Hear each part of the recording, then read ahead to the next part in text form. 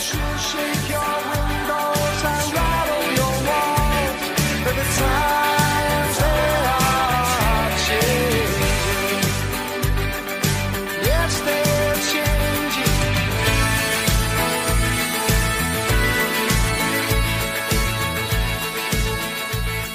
One of the really cool, outstanding benefits to starting the Post-Evangelical Writers Group, I think I started last year, November, October, something like that, toward the end of 2017. We have over 250 members in the group now, and I get probably 2 to 4 requests for people to join it every week. It's the fact that I've been able to meet some just outstanding, amazing, wonderful people like Stacey Ray, who we had on the podcast the last couple of weeks. And today, I'm bringing you another friend that I met through the group, Dr. Josh deKeyzer from the Netherlands. And we are going to be talking about this week and next week Josh's own very personal journey of deconstruction and discovery of his own evangelical faith, coming out of Europe, moving to the States to do a master's degree and then a PhD. And now he's deconstructing his faith, or rather, he actually started it while he was in seminary. And he's got just an absolutely unbelievable story. So if this sounds interesting to you, then you can join me and Josh in a few minutes. This is about MindShift. This is about helping you to walk this spiritual journey. As I've said before, I'm your host, Dr. Clint Haycock. I'm here to help you walk the spiritual journey. I'm your fellow traveler too. I started this podcast about a year and a half ago now, and it was all about helping people in ministry, a resource for pastors and leaders. But I realized that my own deconstruction, someone said to me, well, you're deconstructing in front of a live audience. That's basically what I'm doing. I'm questioning every aspect of my former Christian faith. I am questioning everything I thought I knew, everything I thought I believed in. And in fact, I've spent most of my adult life in ministry, in school, in academics, in teaching, in being a pastor and a preacher and a church leader. And now, I've said before, I look back on that time and I wonder, who the hell was that guy? I don't even know who that guy was. It's such an alien experience to me. And that's why I love talking to people like Karen Garst and Valerie Wade, Deanna Adams, and Sarah Smith and Stacey Ray, and today and next week, Josh deKeyzer from the Netherlands. These people are amazing, wonderful people who have gone on this spiritual journey away from Christianity. They've had some sort of experience, whether they were raised in evangelicalism or fundamentalism like I was, or they've had some experience of the church in their adult life, and they've walked away, they've questioned it, and it's amazing to hear these stories about especially how it affects people's mental health, emotional health, their sexuality, their views on sex, and all kinds of other things. It's an amazing journey to walk away. And the fact is, I've realized this in the last couple of months, something I've learned, and that is that deconstruction of one's faith, whether or not you're a Christian or you're coming out of any other controlling type of Abrahamic religion. This is something Karen Garst and I talked about. It's not just confined to Christianity by any stretch. Her argument is it's actually more the Abrahamic religions. They have a lot in common, Judaism, Christianity, and Islam, because they're all founded on this patriarchal narrative. And that patriarchal narrative, not just in terms of how it views God as the Father, as this controlling, sometimes even cruel or capricious God who's probably angry with you or disappointed with you, or as Stacey Ray talked about, she lived her life in fear. She was afraid that, yes, she was considered a Christian. She thought she was going to heaven, but anything bad that ever happened, she thought maybe God's punishing me. Maybe God is got it out for me, and if I slip, if something happens bad, I might not only get punished in this life, I might actually be sent to hell. And so these are terrifying emotions. These are terrifying things. And people can have PTSD. People need therapy. People need counseling. People need to relearn basically their whole life skills when they come out of the church, because it's been their whole identity. It's been everything that they've ever known. In many cases, every decision has to be filtered through, well, what does God want me to do? We need to pray about this. We need to ask the pastor. We need to figure out, what do I do with my money? What do I do with my life? What do I do with these decisions that I need to make if God is no longer part of that picture? So it's very disorienting for a lot of people who come out of evangelicalism or fundamentalism or really any kind of controlling religion. As I say, really any one of these three Abrahamic religions fits that bill. So this is something I'm fascinated by. It's something that Sarah Smith talked about, something that Stacey Ray talked about, and Josh and I are going to get into in this episode and next. How can you retain some sort of view of God? And according to the people that I've been talking to, it is absolutely not something that's easy to do. And I think we have to honor that position. I said this last week with Stacey Ray too, that we have to honor the fact that for people who are deconstructing, it looks different for every person. It's not the same for everybody. So someone might go down the line and become an agnostic. You don't know what you believe anymore, but you probably don't believe in God, or you don't believe that maybe there even is a God, but you're not entirely sure. You're not ready to commit. Then you can go further down the scale, the spectrum, and become an atheist, or even an angry atheist, someone who's angry about the way you were treated by the church, or you see the dangers of religion, the dangers of religionism, not just in our world today, which we see all around us. A lot of the acts of terror that we see are motivated by religious ideology, fanatical religious drives behind some of these things, but it's historically been the case too. You go all the way back to the Crusades and other things that happened in the past, and it was fueled by religion, fueled by quote-unquote biblical ideals. God wills it. That's what the Crusaders said as they slashed and cut down Jews and Muslims, and there were all kinds of atrocities committed on both sides, really. So it's been a long-standing issue, a long-standing problem. So how do you retain a view of God? This is something that I want to find out from Josh deKeyzer. This is what I want to know. How can you do it? And it's not an easy thing, and it involves also, as I've said before, you must change your view of the Bible. It must involve a change in the lens through which you read Scripture, and a change of a stance. A lot of fundamentalists, a lot of evangelicals have this position of inerrancy, that the Bible is 100% without error. And Josh and I will talk about that a little bit more next week too. How does that reflect in terms of their views of God? Because really, if you believe that the Bible is inerrant and inspired, you've got to take the whole thing. You've got to take everything that it says about God, warts and all, as it were. So we want to find out how you can do that. And Josh has what he calls a theology of the cross that is built on some of Martin Luther's theology, that's then filtered through more modern-day German sort of neoliberal scholars and progressive theologians, and especially Dietrich Bonhoeffer, and we're going to find out next week how that kind of works for him. So I promise you that is going to be a very stimulating and challenging conversation. Josh is very theologically oriented. He's done a lot of deep study, and we want to find out how he's able to do that. Now, I also want to say, before we get into the chat with Josh, I would love to hear from you. If you found these episodes helpful or challenging to you at all, you can contact me. Probably the best way to do that is on Twitter at MindShift 2018. You can follow me there, and I'll also put my links in terms of social media in the show notes, as well as Josh's. He's got a website and a Facebook page that he writes articles and posts on. So I'm helping Josh to get his stuff out there too, which is all about why I started the group, this post-evangelical writers group, not only to network individually with other writers and podcasters and bloggers and so forth, but to help them get the word out there about what they're doing and where they're coming from. So this is all about getting the word out there. So I'm really happy to bring you this conversation with Josh deKeyzer. Really, it's all about the title of this episode and next week's too. What happens when evangelicalism no longer works for you? And that's really what happened to Josh. So let's go on into the conversation with Josh deKeyzer. Let's find out his backstory, and then next week we're going to get into his understanding of Martin Luther's theology of the cross. And you know, that reminds me of something. Speaking of Martin Luther, of course, we all understand that Martin Luther wasn't perfect. He had a lot of problems. He was anti-Semitic and so forth. But one thing about Martin Luther is he loved his beer. And that can't be a bad thing. And one of my favorite quotes that I came across from Martin Luther,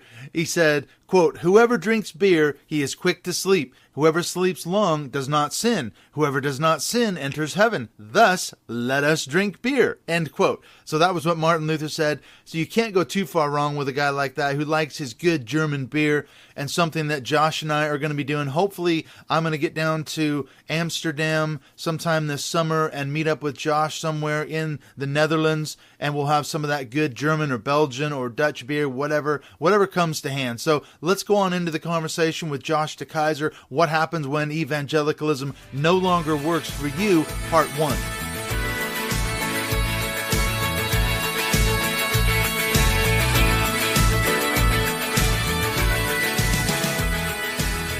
I am happy to be welcoming Dr. Josh deKeyzer to MindShift podcast, coming to us from the Netherlands.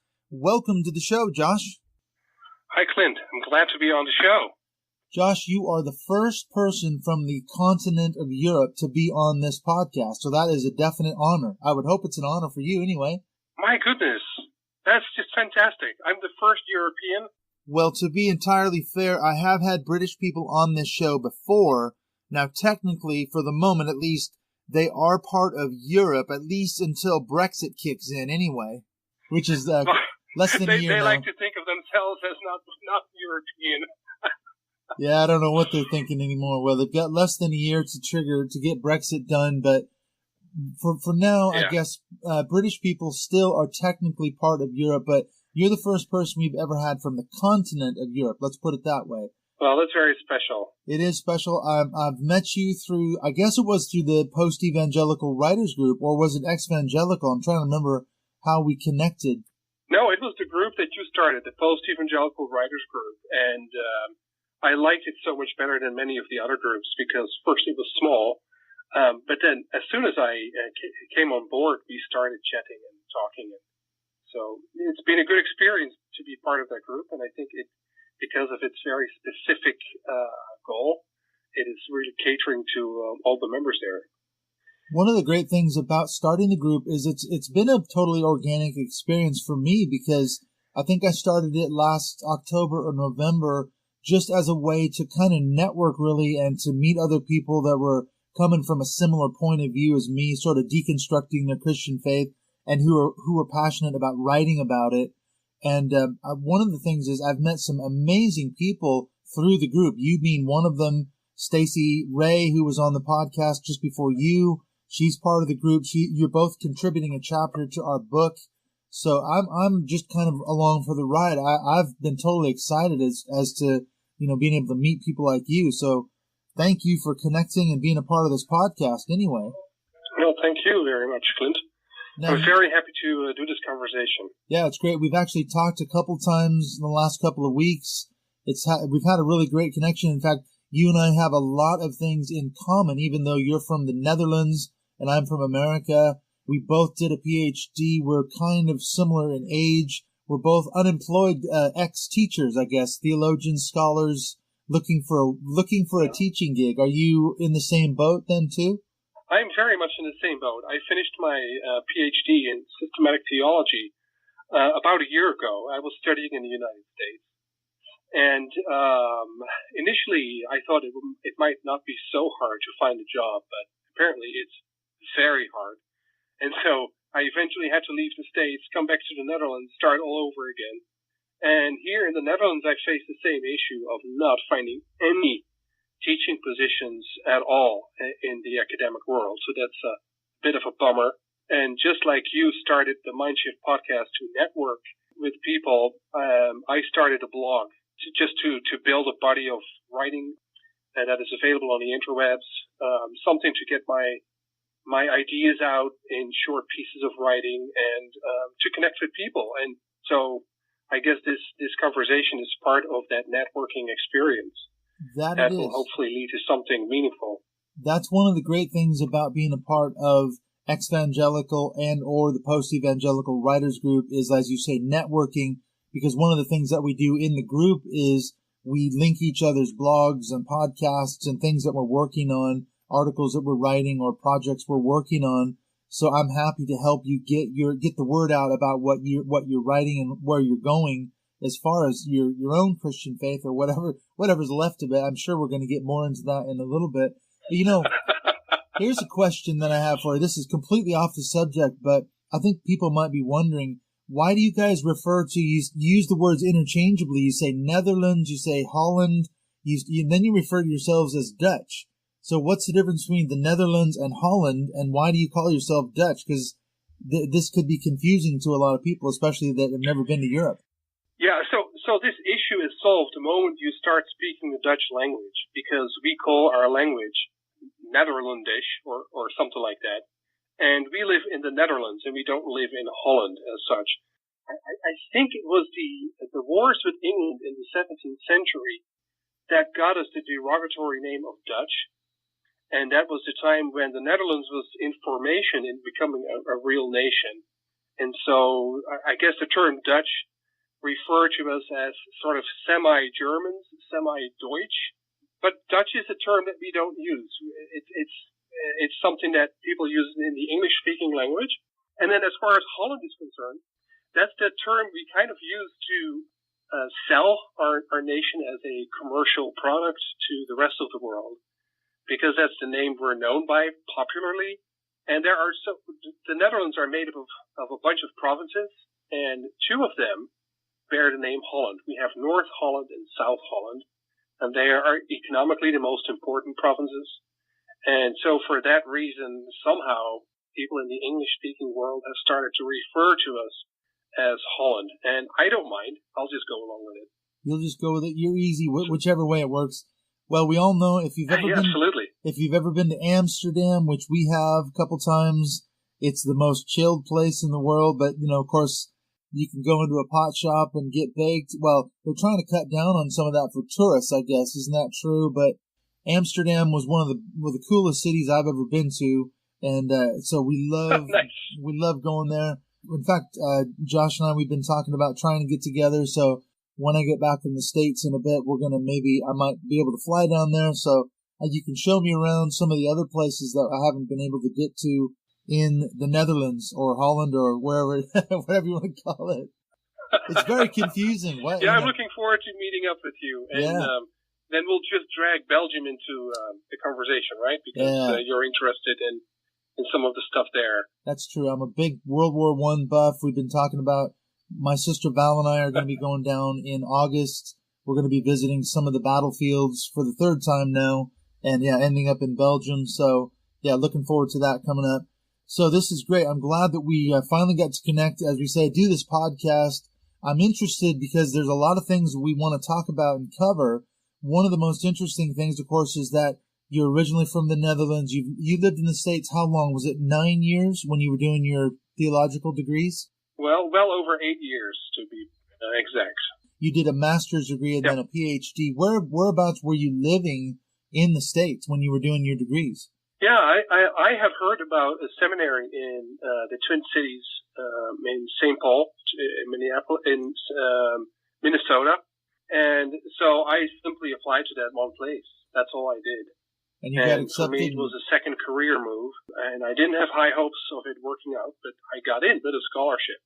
So it was in the Twin Cities, and then when I finished up, due to family circumstances, it looked like it was going to be a very wise idea to stick around in America, and so I applied to the only theology PhD institution in the Twin Cities, which was Luther Seminary, a mainstream seminary, where I did my PhD in systematic theology. So both of them in St. Paul. You stayed right in the St. Paul area.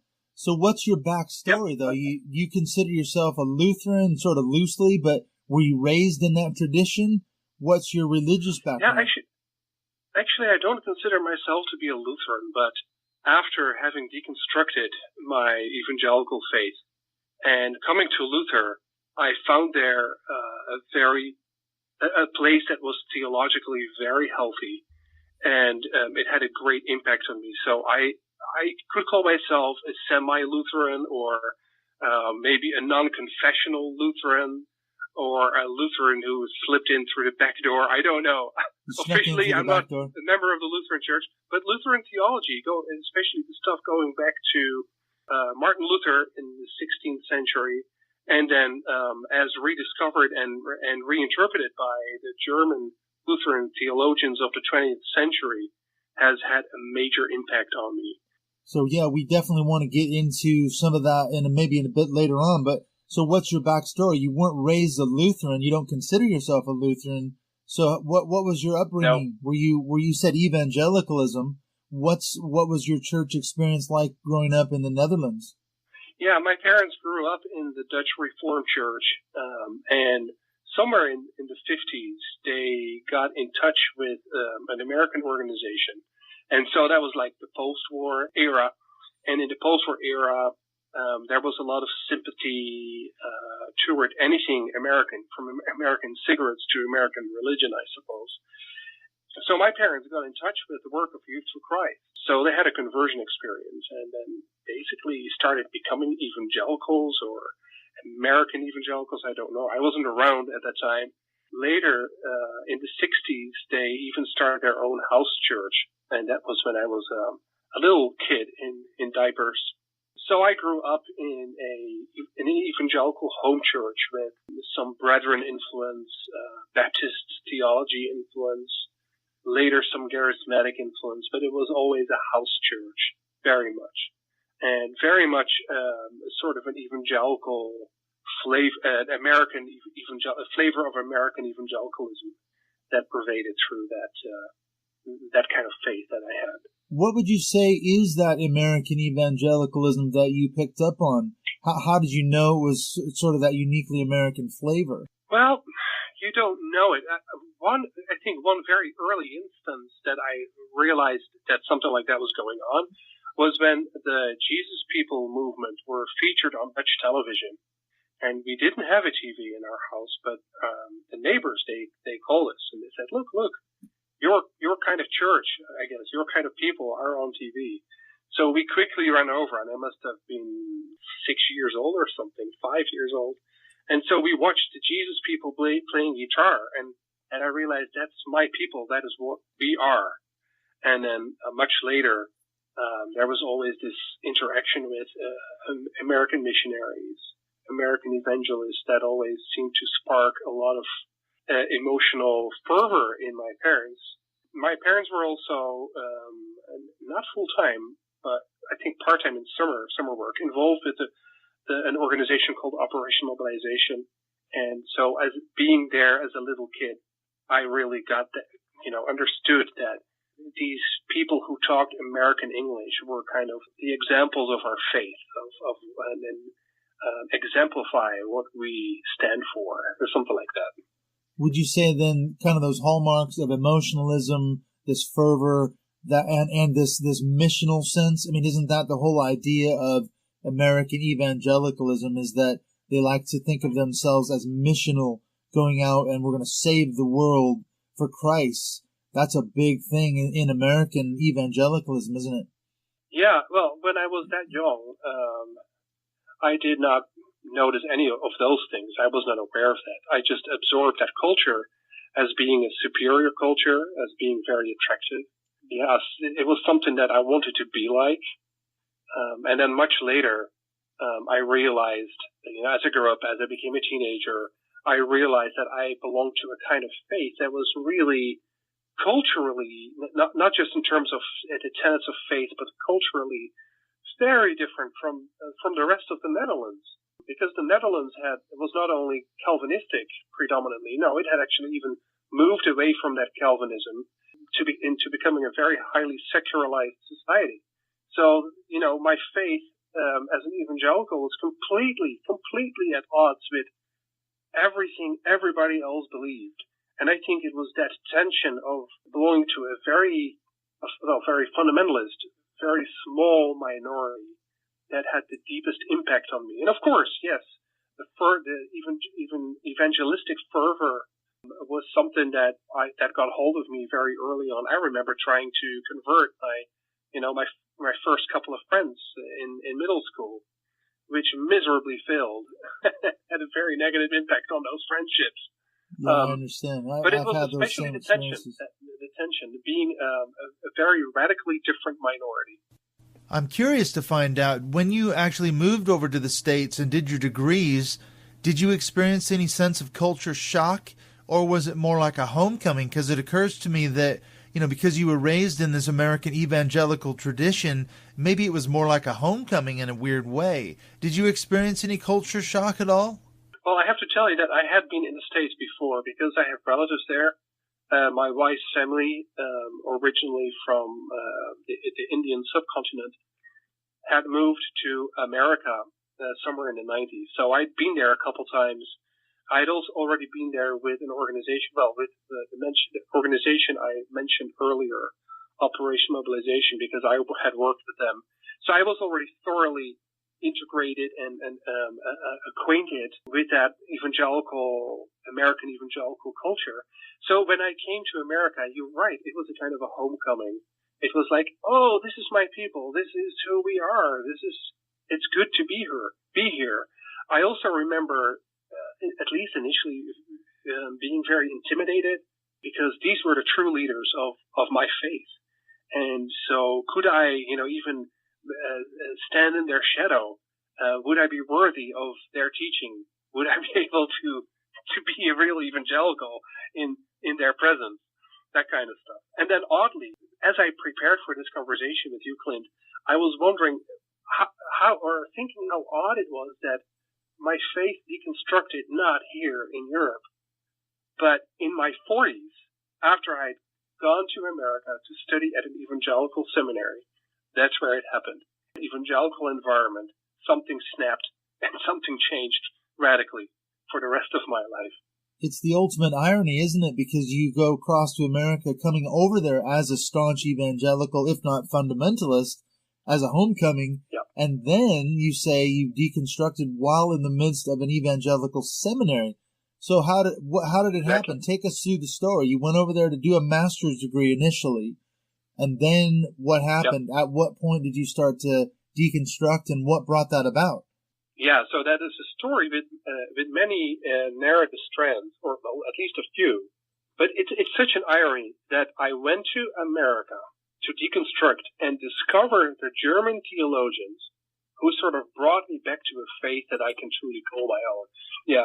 So the way it started, in my marriage, stuff didn't go well at all. And after 1 year of living with my wife's family, I found myself suddenly homeless, and that created a tremendous shock. And a shock in different ways. It was, I guess, just an existential shock in like, whoa, look at what happens to me. And so that shock prepares you for a kind of openness. But it was also the questioning of God started, because how is it possible that a God who, in my evangelical experience had led me to come to the United States to study. And by the way, I still kind of believe that something drove me to go there. But for me, the evangelical was like the Lord had told me to go study there. And there I was, with a very difficult marital situation. And then I had the question, how is it possible that a God who has led me to come here and who is, of course, omniscient and knows what is going to happen, blah, blah, blah, blah, blah, according to the evangelical songbook, how is it possible that that same God knew that my marriage was going to break, and he still brought us here, even though God is against divorce and against separation? So that was, I think, maybe the first, the first major break. But there were other things as well. And I met professors at Bethel Seminary who were, on the one hand, completely evangelical, but they did not like apologetics. And by the way, I had gone to the seminary to study apologetics, to be a good defender of the faith. And so just them not liking apologetics did something to me, because I respected them and I thought they were smart and they were onto something. So what was it that made them not like apologetics? And it took me, a couple of years to figure it all out. Another thing that stands out for me is that the people that were on the marriage and family therapy trajectory, the MFT trajectory, they had like beautiful theories that explained problems of people, and those explanations did not involve the word sin. And they were able to help people much better by not using the word sin.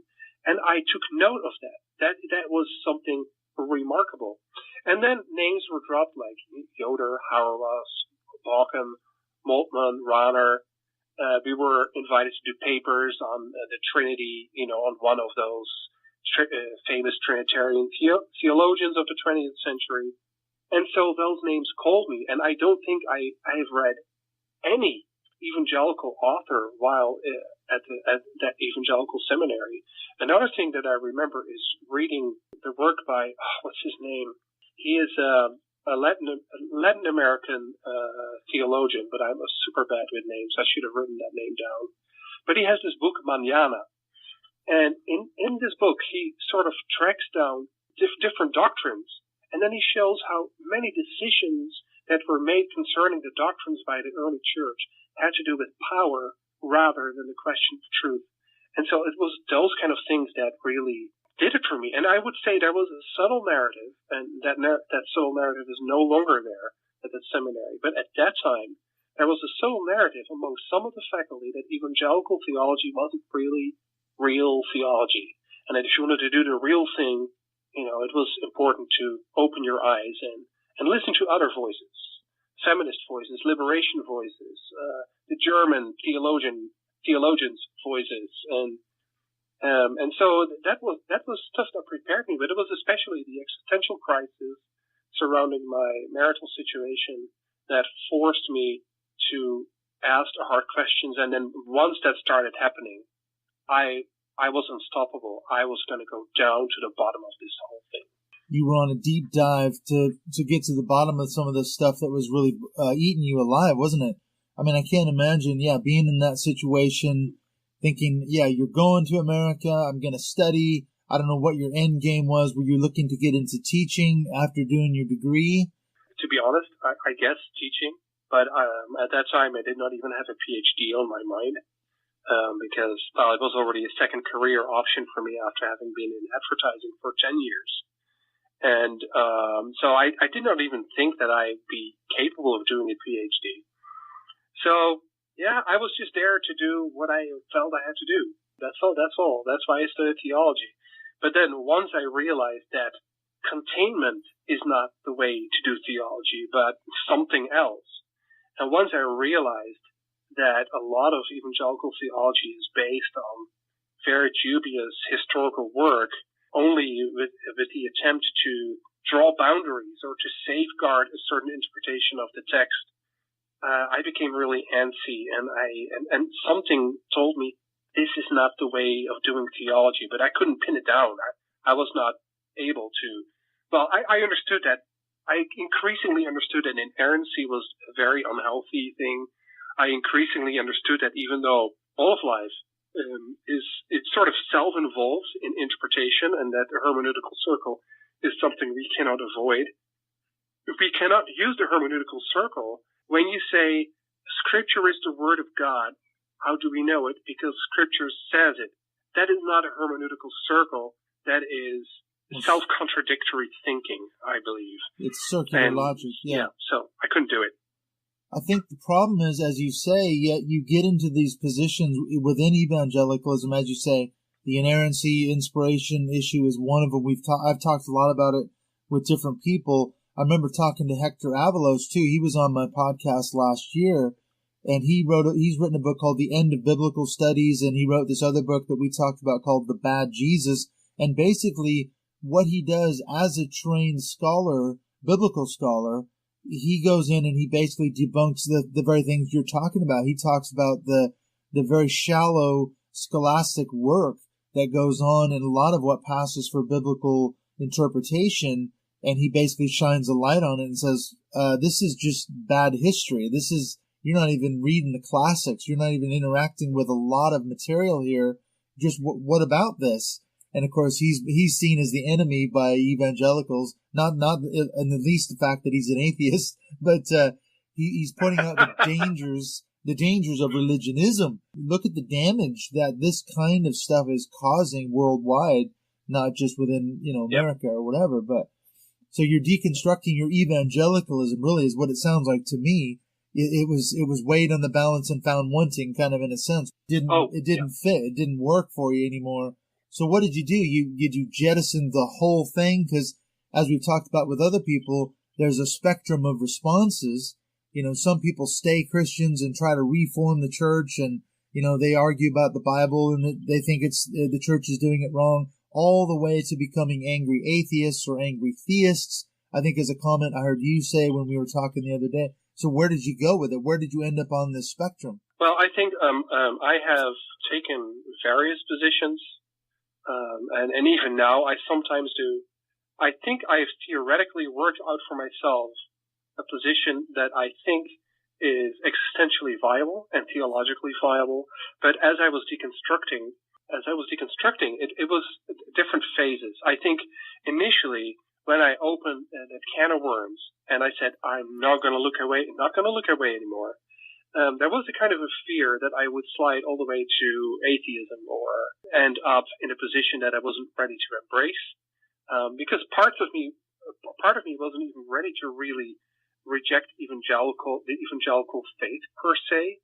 That is something that grew over time. It took me a couple of years and I think I became angrier and angrier and more indignant, and I must have ostracized a lot of my evangelical friends on Facebook, who in turn have been gaslighting me. I can't blame them. But I became angrier and angrier, and I started realizing that maybe I was, on that slippery slope, although slippery slope is not a necessity, but I was on some kind of slippery slope to maybe getting rid of everything. And actually, toward the end of my PhD, I got in touch with a couple of theologians. One is a post-theist, and one was, at that time at least, an atheist. An atheist, a follower of Jesus, an atheist Bullmanian. And their words and ideas had impacts on me. So I was almost like, am I going to become an atheist? Have I come that far? And I think I'm not going that far. I believe it is better to, if we want to have something new, if we want to have something that is refreshing and renewing in theological thinking, I believe it is something that moves beyond the opposition of theism and atheism, or Christianity and anti-Christianity, or post-Christianity. So I have embraced a position that is willing to be informed by both camps, both atheism and well, I don't like the word theism so much as a Christian position. And the way I do it is by means of Luther's theology of the cross, with a strong openness toward radical theology. I like radical theology a lot, but I like to do it in a sort of a Lutheran way, hence the theology of the cross.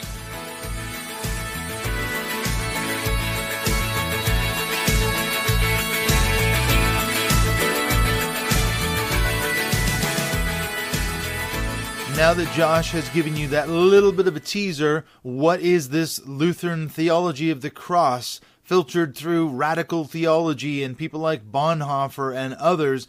Well, next week, Josh is going to get more into detail about what that looks like and how he actually filters all that through and has come away with some sort of a view of God, although he admits at times he can become an angry theist, and maybe that describes you too. Are you trying to retain your views of God, of the Bible in some way? I don't know how you're able to do that. Hopefully Josh's theology of the cross might actually provide a path or a way forward in terms of your spiritual journey. I don't know, but as I've said before, deconstruction looks different for everybody. There's a lot of nuances, there's a lot of issues and problems. Not any one view is perfect. Not every one view is going to solve all of your problems. And so Josh is going to admit that next week too. Sometimes he's angry at God when you take some of the things in the Bible. What do you do with some of the things that God commanded in the Old Testament? These are real serious problems if you take the text at face value. So I invite you to come along for that conversation next week.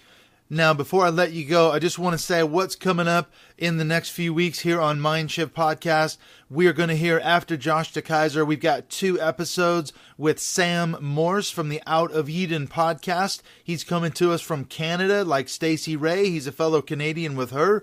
And in fact, next week, I'm going to play you a little clip that Sam sent me that kind of previews what his podcast is all about. He's really deconstructing his Christian faith, and that's what he's talking about. He's doing it as a podcast, basically. So I was on his podcast podcast. That episode's going to be coming out at some point here too. And then I have had Sam on mine. So this was a great conversation, really fascinating. We get into a lot of different subjects. After the episode with Sam, I've got 2 with Steve Stone Sr. coming up, the Starbucks pastor. I first heard about him last year when he was on the Holy Heretics podcast, and I've been friends with him on Facebook, and he posts a lot of really inflammatory stuff about Donald Trump, the evangelical support for him, and recently he's been posting a lot of things about how his views have changed over the years in terms of it being more inclusive, accepting LGBT people, and I said, you know what, this is really fascinating. We need to get Steve on this podcast, and we talk about his story, a little bit about how he came to prominence as the Starbucks pastor. It's all about an amazing story about welcoming a group of Muslims that were building a mosque across the street from his church just outside of Memphis, Tennessee. This is an amazing story. You're not going to want to miss these 2 episodes with Steve Stone Sr. coming up after the ones with Sam Morse from Out of Eden. All right, so don't forget, next week, part 2 with Josh deKeyzer. After that, Sam Morse. And then after that, 2 episodes with Steve Stone Sr. So we've got a lot of great content heading your way in the next few months. So thanks for joining us, me and Josh deKeyzer, for part 1 of What Happens When Evangelicalism No Longer Works for You. Jump back in with us next week for part 2 when Josh gets into his theology of the cross and what he was so angry about. This involves both God and his own evangelical upbringing, so you're not going to want to miss part 2 right here on MindShift.